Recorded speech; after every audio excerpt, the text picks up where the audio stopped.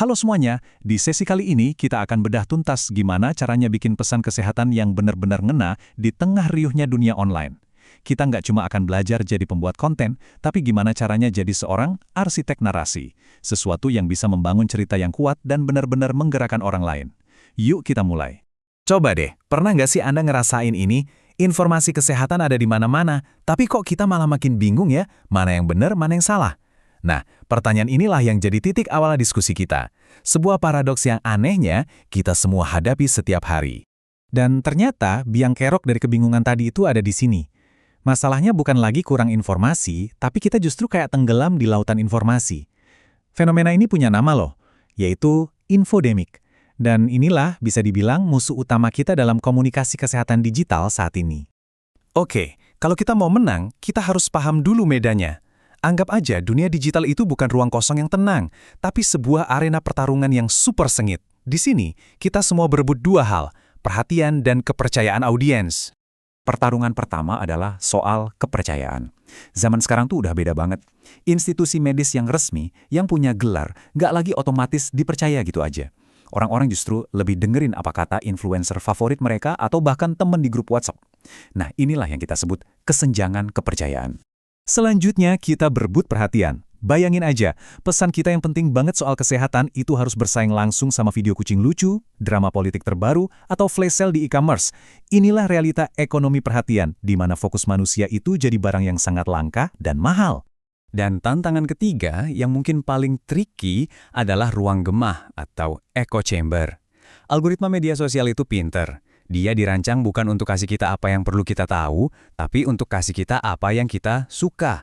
Akibatnya, kita jadi terkurung sama informasi yang itu-itu aja, yang cuma menguatkan apa yang udah kita percaya. Oke, masalahnya udah jelas. Sekarang kita masuk ke bagian solusinya. Langkah pertama dan paling dasar, kita harus tinggalin cara lama dan benar-benar kenalan sama siapa yang mau kita ajak ngobrol. Nah, ini dia kesalahan klasiknya. Nargeting masyarakat umum itu sama aja kayak nembak pakai mata tertutup. Pesan yang dibuat untuk semua orang biasanya malah nggak nyambung ke siapa-siapa. Jadi cara ini lupakan saja. Gantinya, kita bangun yang namanya persona pengguna. Ini bukan sekedar data umur atau tinggal di mana ya, ini lebih dalam. Ini adalah sebuah profil fiktif yang super detail, yang mewakili target audiens kita. Siapa sih dia?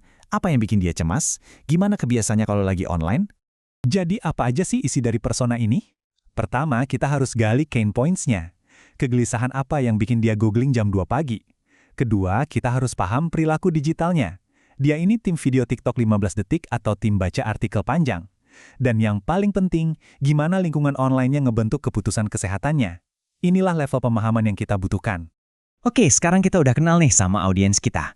Langkah selanjutnya adalah merancang pesan yang nggak cuma lewat di timeline, tapi bener-bener nancep di hati dan pikiran mereka.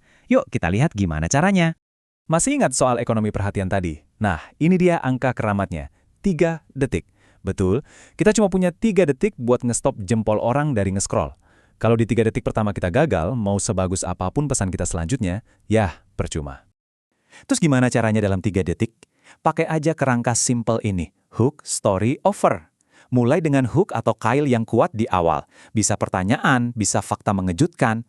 Lalu, sampaikan story atau cerita yang nyambung sama persona kita. Terakhir, dan ini wajib, tutup dengan offer atau ajakan bertindak yang super jelas. Mereka harus ngapain setelah ini? Jadi, intinya begini. Pesan yang hebat itu harus menjawab masalah mereka. Kasih solusi yang jelas, dan punya sentuhan emosi yang bikin orang mikir, wah, ini teman gua harus tahu. Kalau 3 syarat ini terpenuhi, pesan kita itu bisa punya kaki dan jalan sendiri. Oke, pesan kita udah keren. Tapi pertanyaannya, mau disampaikan di mana? Penting banget buat diingat. Setiap platform media sosial itu kayak negara yang berbeda. Punya bahasa, budaya, dan aturan mainnya sendiri-sendiri. Coba kita lihat deh, bedanya, orang buka Instagram itu biasanya buat cari inspirasi atau lihat yang indah-indah. Jadi kontennya harus estetik. Beda banget sama TikTok. Di sana yang laku itu yang otentik, apa adanya, dan cepat. Sementara Facebook itu tempatnya orang ngumpul dan diskusi. Kunci utamanya adalah memahami psikologi ini. Memukul rata semua platform dengan satu strategi yang sama itu resep pasti untuk gagal. Nah, kita sampai di bagian terakhir. Tapi ini yang paling menentukan segalanya. Gimana caranya kita tahu kalau semua yang kita lakukan itu beneran ada hasilnya? Dan hasilnya itu bukan cuma angka yang kelihatan keren. Banyak dari kita tuh terjebak di sini, di vanity metrics atau metrik semu. Jumlah likes, views, followers. Angka-angka ini emang enak dilihat, tapi sebenarnya nggak ngasih tahu apa-apa soal perubahan.